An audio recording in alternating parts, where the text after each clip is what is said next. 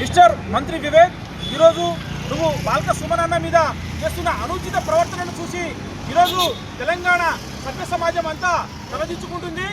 ఈరోజు ప్రజాస్వామ్యాన్ని కూని చేసే విధంగా బాల్క సుమనన్న గారిని మీరు రకరకాలుగా వేధించడం జరుగుతుంది. మిస్టర్ వివేక్, రేవంత్ రెడ్డి గారు మిమ్మల్ని ఈ ఉస్మానియా విశ్వవిద్యాలయం విద్యార్థి విభాగం బీఆర్ఎస్ పార్టీ విద్యార్థి విభాగం తరఫున హెచ్చరిస్తున్నాము. ఈ రోజు మీరు చేసే ఈ చర్యను పిరికిపంద చర్య అంటారు. మీరు ప్రజాస్వామ్యంలో ఉన్నారా? ప్రజాస్వామ్యాన్ని ఏలుతున్నారా? మీరు ఏ ఉద్దేశంతో హింసాత్మకపూరికంగా ఈరోజు బాల్క సుమనన్న గారి మీద లేనిపోని ఆరోపణలు చేసి కేసులు నమోదు చేస్తున్నారు? మీకు సిగ్గున్నదా సుమనన్నను అరెస్ట్ చేయడానికి? మీకు సిగ్గున్నదా?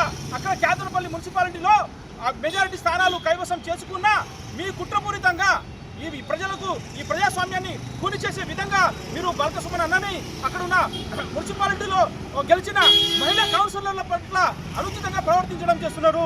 జాగ్రత్త మిస్టర్ రేవంత్ రెడ్డి, మంత్రి వివేక్, మీ కాలము ఎంతో కాలం ఉండదు. మీ పదవులు, మీ పార్టీ, మీ ప్రభుత్వము ఎంతో కాలం ఉండదు.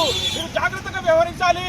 మీరు రాబోయే రోజుల్లో రాబోయే ప్రభుత్వానికి, రాబోయే మంత్రివర్గానికి మీరు సమాధానం చెప్పుకోవాల్సి ఉంటుంది. కాబట్టి మిమ్మల్ని మేము హెచ్చరిస్తున్నాము. ఉస్మానియా యూనివర్సిటీ బీఆర్ఎస్ పార్టీ విద్యార్థి విభాగం పక్షాన మిమ్మల్ని హెచ్చరిస్తున్నాము. మీరు ఈరోజు చేస్తున్న చర్య పిరికి పంద చర్య.